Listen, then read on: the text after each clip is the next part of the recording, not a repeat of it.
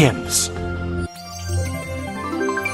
Good afternoon, everyone, and thank you for joining us today for our webinar on traveling with assistive technology, tips and tricks from the pros. We have two speakers today, Damian Pickering and Lee Wilkinson. I am Michelle Paley, and I'll be your Vanna White, so to speak. I'll advance the slides. If you have questions during the presentation, go ahead and enter them in the chat window, and I'll read them aloud so everybody can hear. We will open the mics at the end of the presentation, but we ask you to keep yourself muted while our presenters are speaking, just so that we have clean and clear audio. So, Dave, take it away. Or Damian. We'll go All with right. Dave. Good afternoon and happy holidays to everyone, and thank you for giving up part of your afternoon to join us this afternoon. Michelle has referred to us off and on as professionals, and so the first thing I want to do is issue a disclaimer and dramatically lower the bar to say that I'm not sure if we're travel professionals or not, but we travel an awful lot. I'll have taken close to 40 trips on the road this year for HIMSS before the year is over. Damian, you're probably up to about the same numbers, so we certainly do this an awful lot.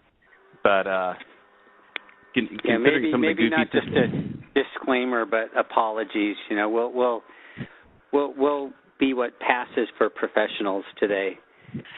We're as close as you get. We play them on TV.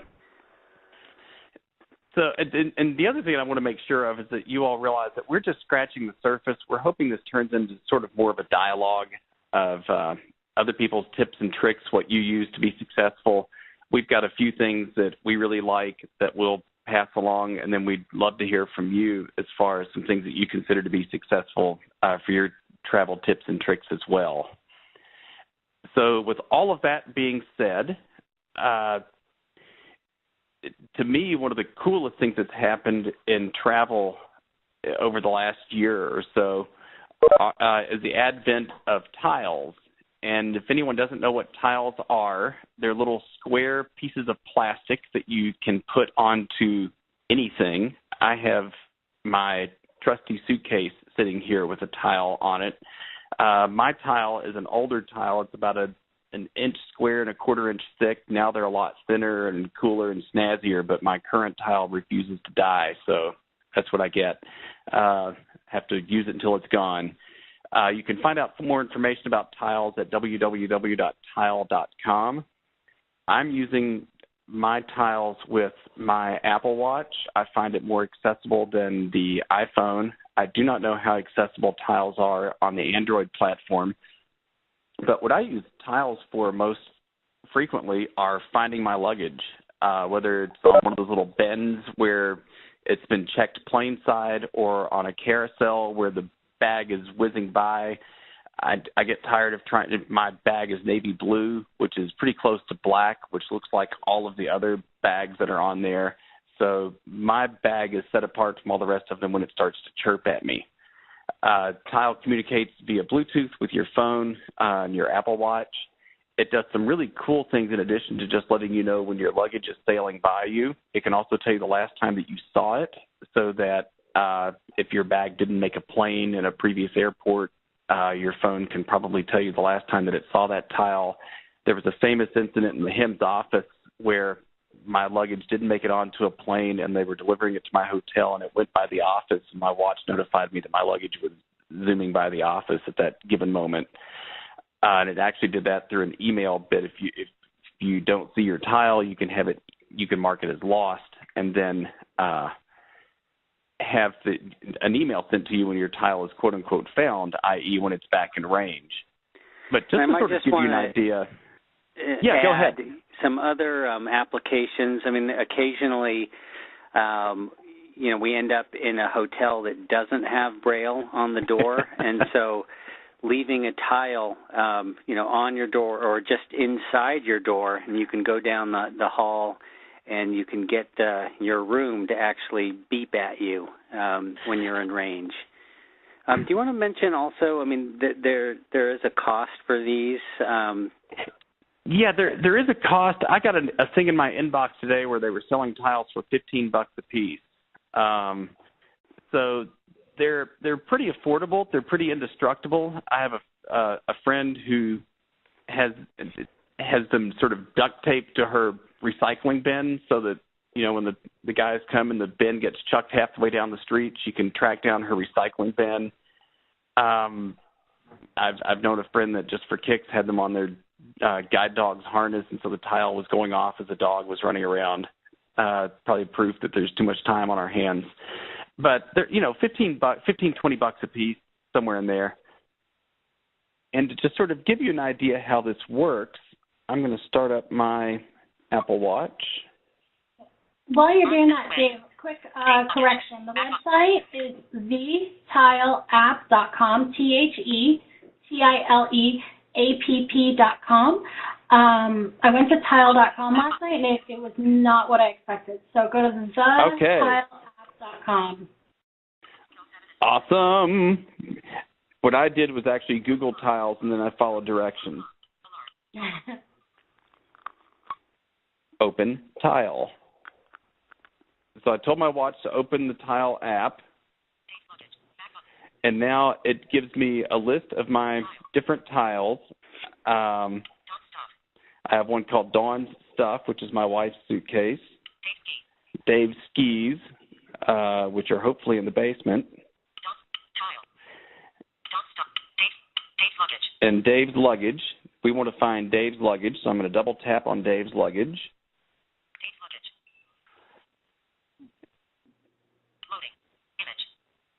And so now it's loading. It's looking for my tile.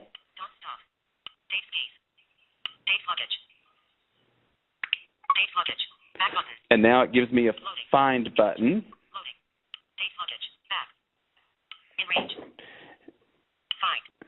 And so I click on the find button.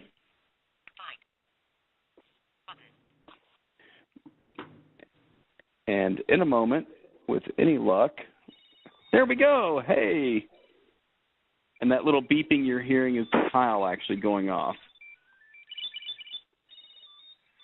Location. Button. See just now.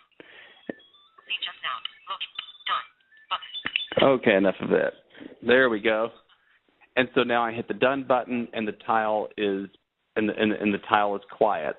There's a little bit of a delay, so this isn't going to be instant gratification, but it's going to be close to instant gratification. And I love these things. I've been looking for luggage locators for years. I was using a beat-up old one from Sharper Image up until these guys came along. And I love the fact that they're mainstream. They're put out for the general population. I can get them from Amazon or wherever I want to get them. And they add a tremendous level of independence to my existence. So, yay, Tile. Well, and you talked about tagging a guide dog, but I could see also tagging my children at Disney World because it's pretty hard to keep track of kids in public places, especially where there's cartoon characters. Well, and for the sightlings out there, it gives you a map that shows you the last place that it saw your tile, which is really cool. The map is totally inaccessible, but if you tap on location, it shows you sort of a whole little map of where the last place it was that you saw your tile, so you could find, kiddos at Space Mountain. Yeah. Okay, and then the next one, apps are your friend, airline apps. Yeah, all of your major airlines, whether it's Southwest or American or Delta or United or any of these guys, have accessible apps that may be way easier than going through the internet. We all, I say we all, I think most of us all have these apps set up to where the airlines will send us texts for flight updates, for gate changes. A lot of the time I know my gate changes way before they're announced at the airport from the airline app of the airline that I'm flying. I also look at apps like Flight Aware, which will give me updated flight information. You can use hotel apps. One of my favorites is H Honors from Hilton to book rooms, to check in ahead of time. You can do virtually anything as far as booking your travel, checking in, arranging your travel on your phone. And when you're using your phone or your tablet, shameless commercial time, you can mute the speech and use any of the HIMS Braille displays, whether it's your U2, your U2 Mini, your Braille Edge, your Smart Beetle, or don't use the speech and still use your Braille display. But Damien, do you want to talk a little bit about some of the, Amtrak? I've used the Amtrak app before. All of these apps are just totally accessible. Yeah, and the Amtrak app also kind of has a rewards program, so that when you get your tickets and rides through there, you're adding points for future Amtrak travel. I also use the Southwest app quite a bit, and there's a managed trips tag in there. So if you need to arrange with somebody to pick you up, I mean, it's right there on your phone, and it can remind you the flight number and the time and all of that, because that I don't always remember exactly what the flight number was or when I get there, and so just communicating with people, it's great to have all that information just ready to hand, as well as like you say, it's a little easier sometimes to check availability and flights and prices and things like that right on the phone, rather than logging onto a computer and dealing with the computer login Southwest page. I find the app a little bit more concise and easy to use. One other thought, going back to tiles, if you're on Amtrak and you've gone to the dining car and you're trying to find your seat, just use a tile. Yeah, passengers look at you a little bit oddly, but you don't know them anyway. That's true. So we did have a question come through, and I hope I say this right. It's from Sarah, who seems to know you, Dave. They want to know how much this app costs. All of the apps so far are free, including the Tile app, right? Right. Yeah. Well, the Tile app, what you're paying for the actual tiles, you're paying like $15 for each tile, but the app itself is free. All of these other apps, your airline apps, and most of your commercial apps are going to be free. The companies want you to use their apps to use their services, so they're going to be free.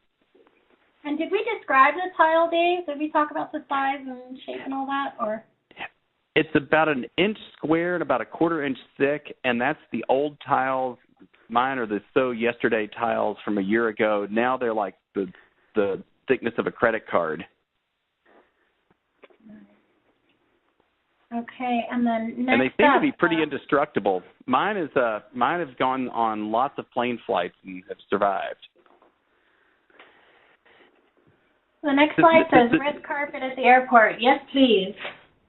Yeah, and this is basically just something that a lot of people forget about a lot of the time when you're going through airports, or train stations, bus stations, whatever. All of these guys have assistants that they're willing to give you to get to your gate, to get between gates, which I think it's fair to say we all use a lot.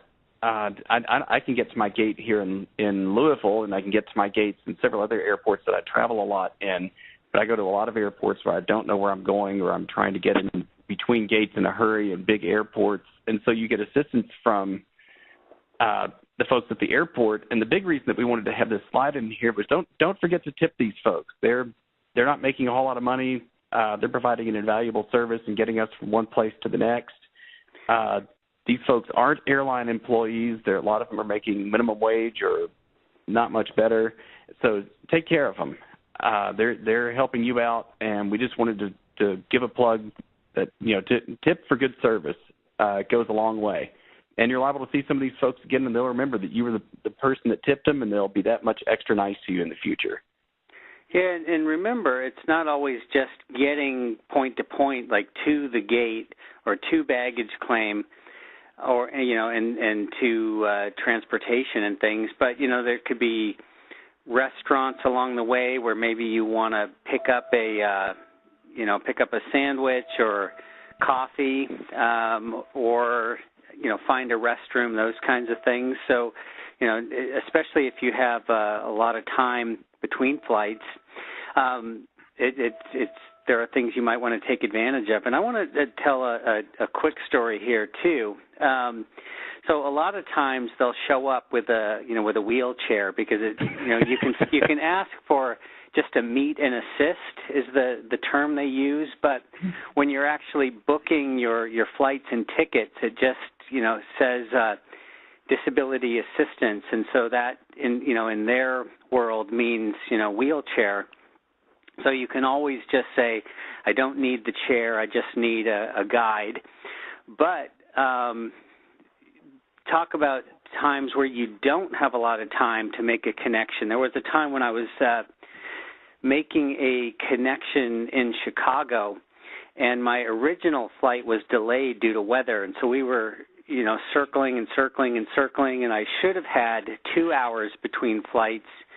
And by the time I landed and waited for the assistant to show up, I had maybe 20 minutes to make my connection, and it was a long distance through the airport.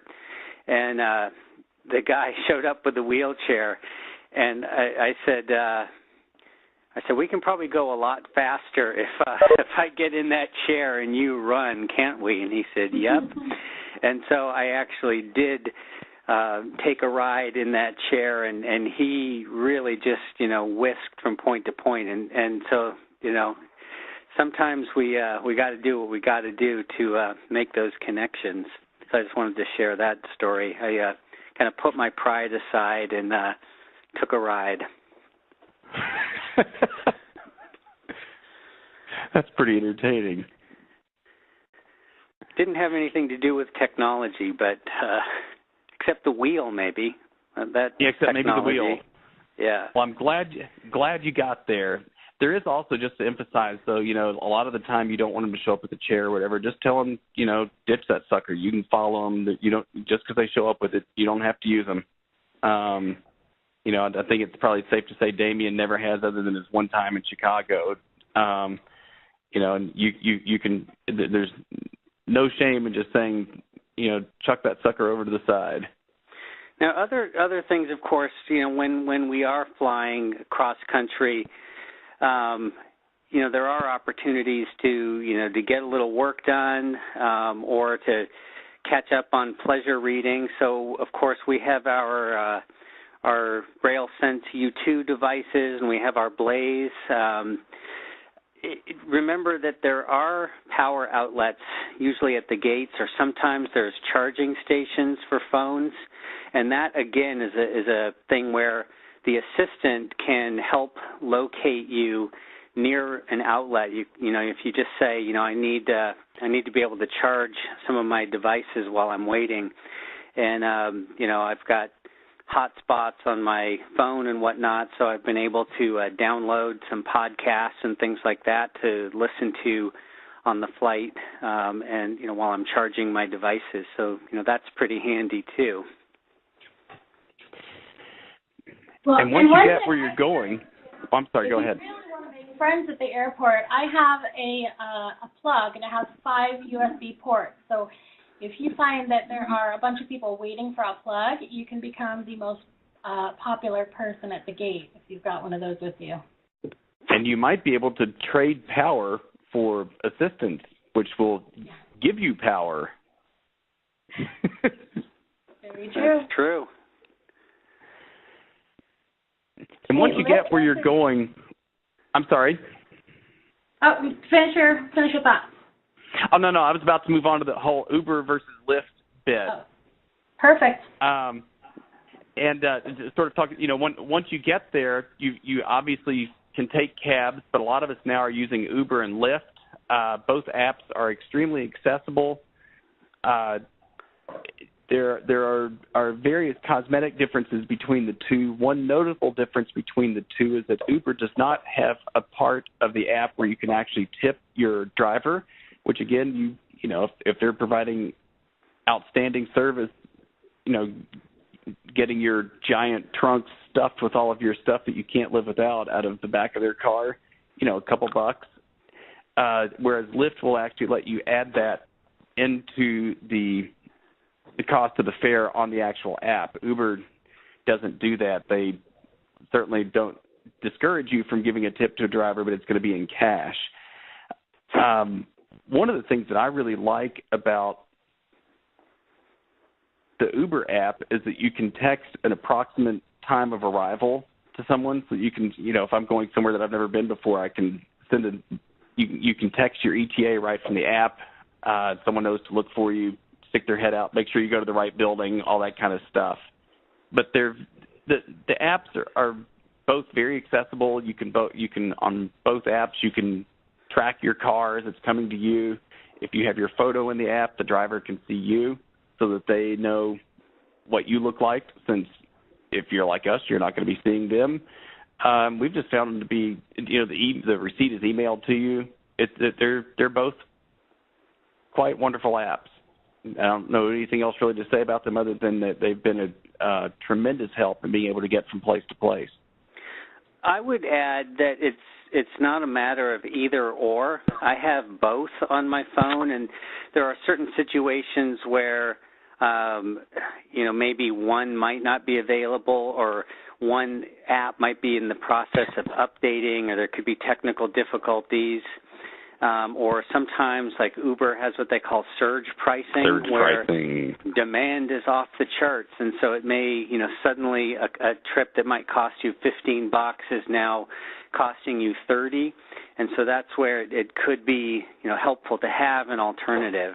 And I would say, just in case there's any trouble with one of your credit cards or a PayPal account, have a different card on file with each of the apps, just, again, because, I've been in situations where I got stuck somewhere and a credit card, I'd received a new version with a new expiration date, and so when I went to try to use the Uber app, it said there was a problem with my payment, and it was just because I hadn't updated that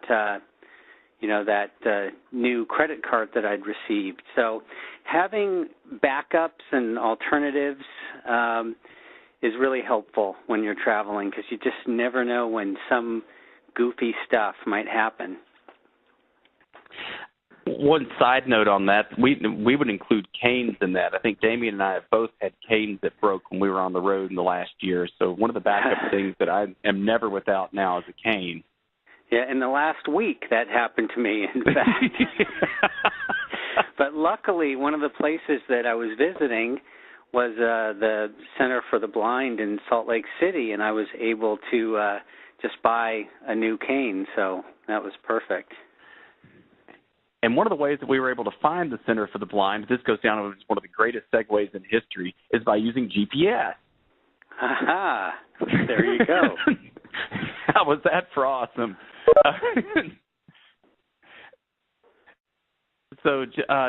And we have a number of GPS options that are listed here. You do have on your BrailleSense devices, your BrailleSense Plus or your BrailleSense U2, your on-hand or your mini, you do have access to Google Maps.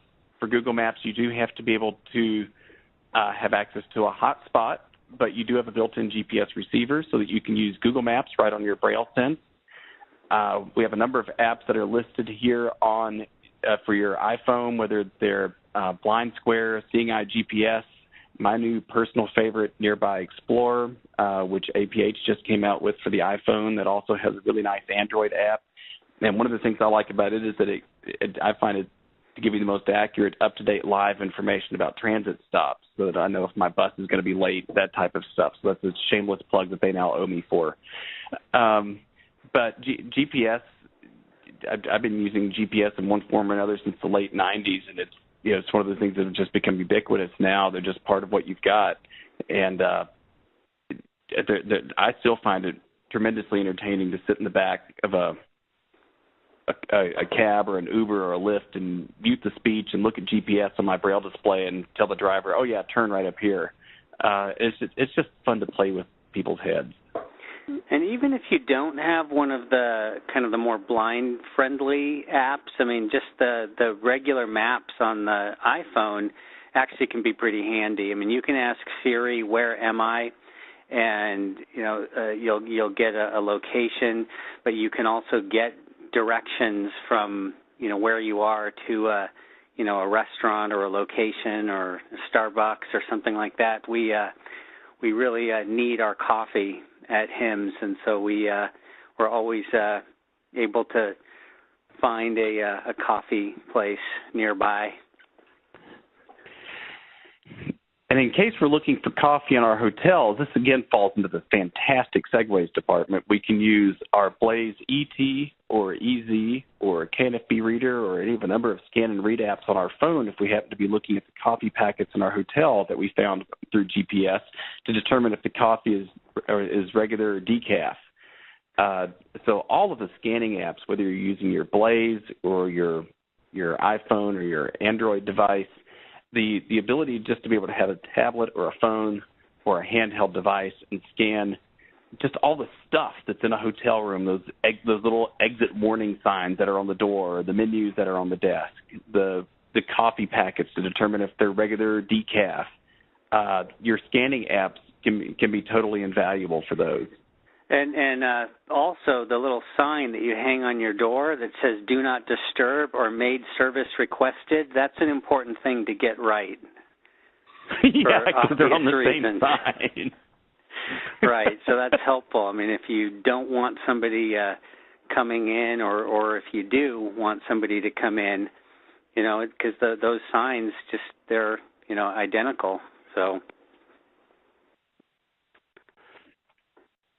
And obviously, if you're wanting to go beyond using the scanning programs, we do have live assistance available through apps like TapTapSee or Be My Eyes, or I got one the other day. It was called Identify, or my personal favorite, FaceTime, where you just get in touch with someone you know, which in my book always ranks ahead of using some anonymous person who's looking at my stuff. But if you're trying to determine, if what color a shirt is, and you're not sure if you trust the color detectors or whatever odd stuff pops up in the hotel room. Is this, lotion or conditioner makes a difference on your hair? FaceTime a friend and ask them. My poor child has been FaceTimed for all types of stuff. And I've also used FaceTime in tech support situations. Where like maybe I needed to get a serial number off of, the bottom of a device or something like that. Of course, in the HIMSS products or blindness products in general, there's usually a place where you can get the serial number. But if it's mainstream stuff like an IP phone or a computer or something like that, being able to use that FaceTime, and somebody can direct you, turn the camera like a little bit to the right or, move back a little bit, and then they're able to give you that information. So, I mean, think of all the times when you're by yourself somewhere and you just think it would be great to have a pair of eyes. Well, that's what that FaceTime does for you.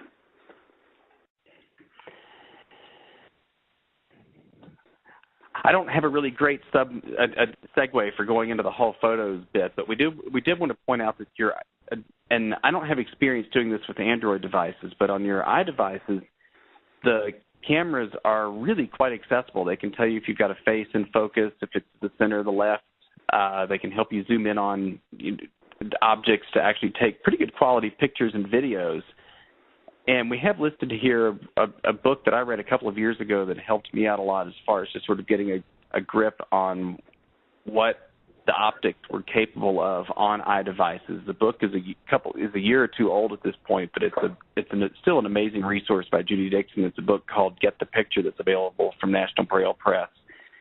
And my wife and I were just doing a bit last week where she was shooting, and my wife is also blind, and she was shooting a video of me looking at different animals and trying to guess what they were. It was for a project that she was involved in, and she was able to shoot really good video of me not looking particularly good. But she was able to do it in large part from tips from this book. So you can still be the photographer, vision or no vision. Your camera on your iPhone is quite a powerful device and will give you a lot of information about what you're looking at. Shameless plug time, you could also have that book on your Blaze ET, EZ, BrailleSense U2, Plus, Mini, any of our various devices that would have DAISY readers or be able to interpret BRF files. And while we're having shameless plugs, don't forget that after you've taken all those fantastic pictures and videos, that you can use your Go Vision to look at your pictures and videos on a 24 or 19-inch screen. The Go Vision has a USB drive, so if you have your photos or videos loaded up onto a USB drive, you can see them in full blazing color on a giant screen and zoom in and zoom out of different parts of them, and you've got all the power of a video magnifier right in front of you for a 24 or a 19-inch screen.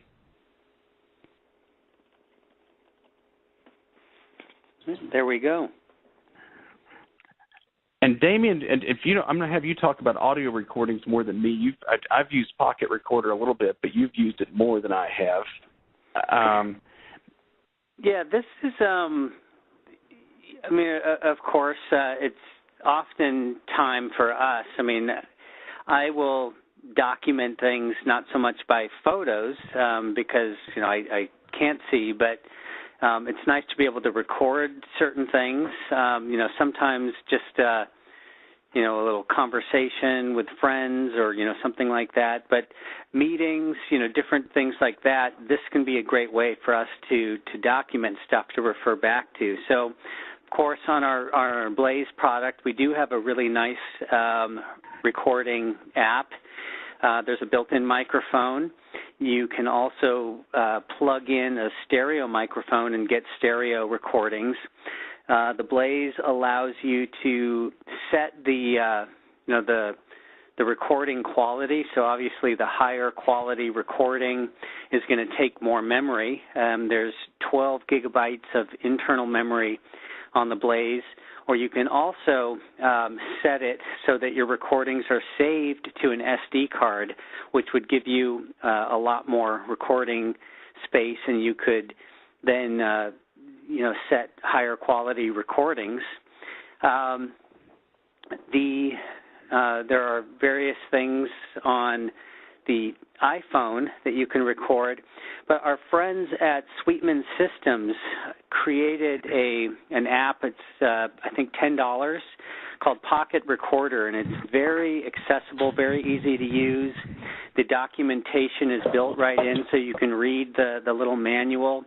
It lets you rename your recordings. So if you want to give them a meaningful name, you can do that easily using the dictate feature on your phone. You can just speak a name for the recording.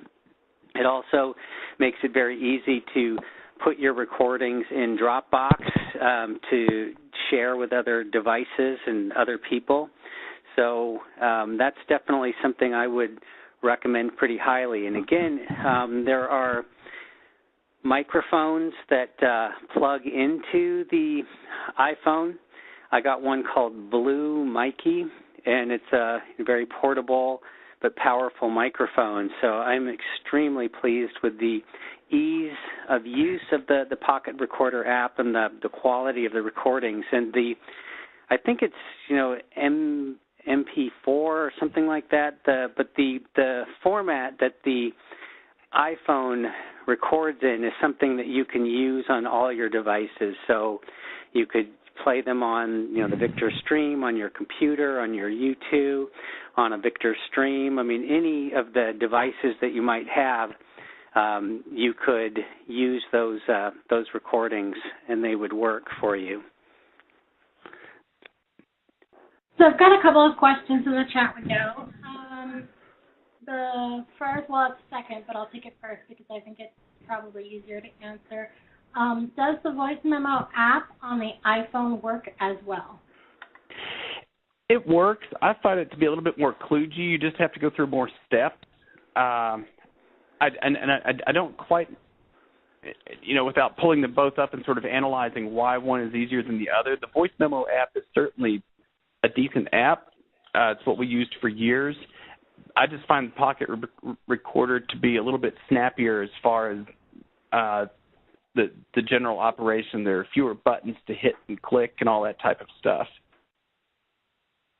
But certainly you can just use the notes feature. When there's an app that's created specifically for people who are blind, they tend to have fewer of the extras and tiny things to get messed up with. Well, they just get right to the point. We don't worry about, stuff being spread out all over the place. Right. So I find Pocket Recorder to be easier.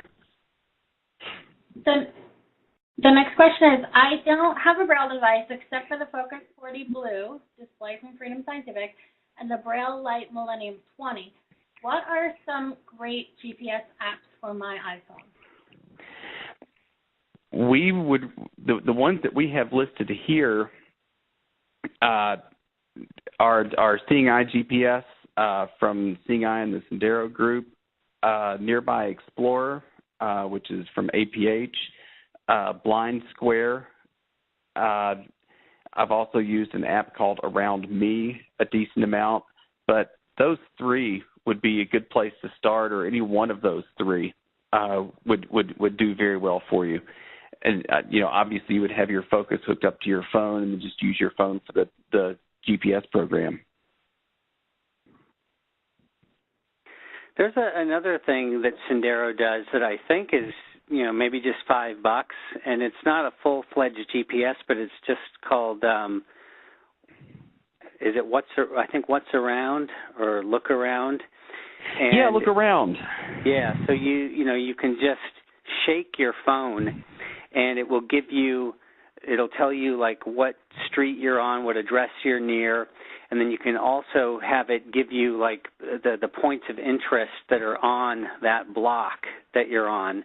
So you can use it to just kind of, track where you are and what's nearby. It's not as robust, something where you can like search for a Starbucks that might be, a mile away or something, but just kind of orienting yourself in a particular place, or if you generally know, where you're going, but you just kind of want to keep track of what you're passing by. That's a, very inexpensive, kind of pretty user-friendly app to have. A free app that you can use, or a free method you can use to determine who's in the room or close by to you, thinking of Sendero Group, Mike May used to do this a lot and probably still does, is to just scan for Bluetooth devices. And you can look at people's Bluetooth devices, which usually have their name, Damien's phone, Dave's phone, or whatever. You can tell who's in the room with you. Yeah, that's true. Are there any GPS apps you guys can recommend for Android? The Nearby Explorer from APH was actually available for Android first, and it's still very supported and well maintained on the Android side.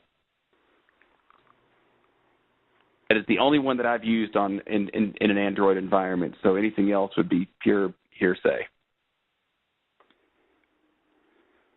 That's it for the questions that are currently in the chat window, but again, I think it's sharing time now, so if you guys have tips or questions, we're happy to answer questions, but if you've got a tip that you do when you're traveling, go ahead and let us know. Bring it on. We want to know. Yes. So my question is the app free? Rich? Some of your all of the apps other than the GPS app are free. Your GPS apps will vary in cost from, I think, Seeing Eye GPS is a subscription-based app. I think, what is it? Nearby Explorer. I forget the prices on Nearby Explorer and now Square. I know that it does cost because I've heard them on Accessible World before. I've heard him, but I like heard the price of it.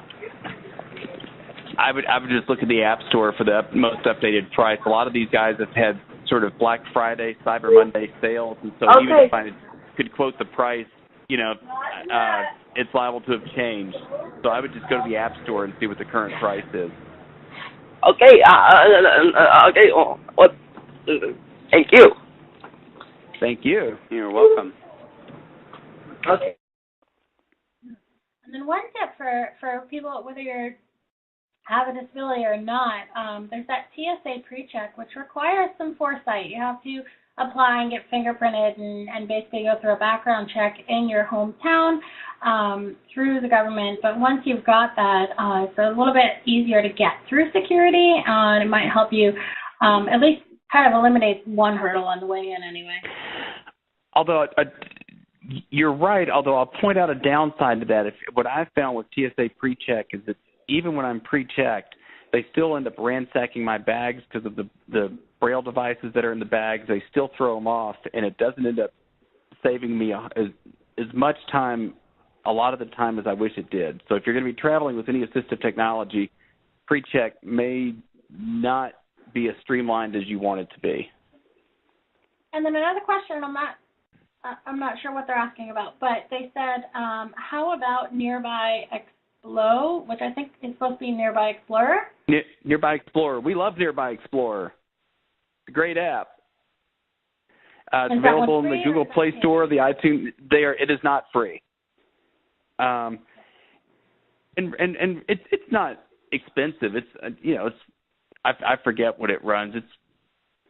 I think it's under $70, which, I mean, considering that it's getting you places without getting lost isn't the end of the world. It's free updates on the app. I think Blind Square is like $20 though. So if you don't want to pay that much for an app, then go for Blind Square. Again, the problem with pricing, if we quote you pricing on these things, is because they're not our products. The prices are changing all the time. Yes. So I also want to mention that too. What are the differences between Nearby Explorer and the original Maps app and the original Maps? I don't find that the Maps on my phone gives me as much information as what I'm walking past, the stores that I'm walking past. I can't look up transit information. On Nearby Explorer, if I'm in a city that has live Google Transit feeds, I can tell if my bus is late, how late it is, when it's going to arrive. So the Maps app is very good. It gives me a lot of information. It'll let me put in an address, and it will guide me there. But it doesn't tell me a whole lot of what else is around. All it does is get me exactly where I wanted to go. Hey, one thing that when we were talking about coffee, I was going to mention, and I forgot.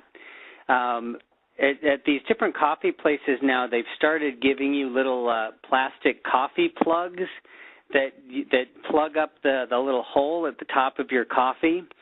And those are I would always ask if those are available, because when we're walking around carrying a cup of coffee, and if somebody jostles you or you run into something, then the coffee like shoots out of the top, and you get coffee stains on your clothes or things like that. So for blind people carrying coffee around, it's really nice to have those little plugs. And I actually just keep a few of those in my coat pocket, so that if I end up getting a to-go coffee and they don't have those, then I can reuse them. I just find it's a real simple thing, but it's saved me having coffee spilled all over my clothes many times.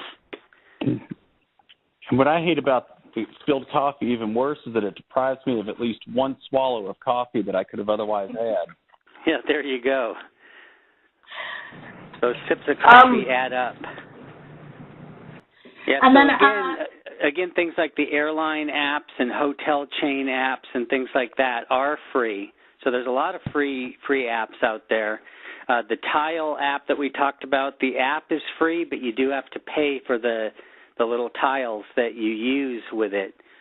So, these are just some ideas, things that people might find helpful. And the tiles, again, are like $15, and they're pretty indestructible. So you're getting good quality, for the money that you're putting out. And if you guys have questions after the webinar, or you need assistance using your HIMS device with any of these apps, give us a call, 888-520-4467, or you can email sales@hims.org. hims-inc.com or support@hims-inc.com. And we're happy to answer any questions that we can, especially where it concerns your HIMS device working together with your iPhone and other products while you're traveling. And we thank you guys for tuning in this afternoon. We'd like to wish you a Merry Christmas and a Happy New Year. Michelle, did you have one more question that came through? No, I was just going to read. We had a comment, and they said, thank you very much, and happy holidays to everyone. Happy holidays. Happy holidays to you all, too. We're looking forward to a very big and a very exciting year next year. So stay tuned. It's going to be a HIMS-tastic time. Thank you, everybody. Thank you for hosting. Thank you much, folks. We'll see you next year. Bye-bye.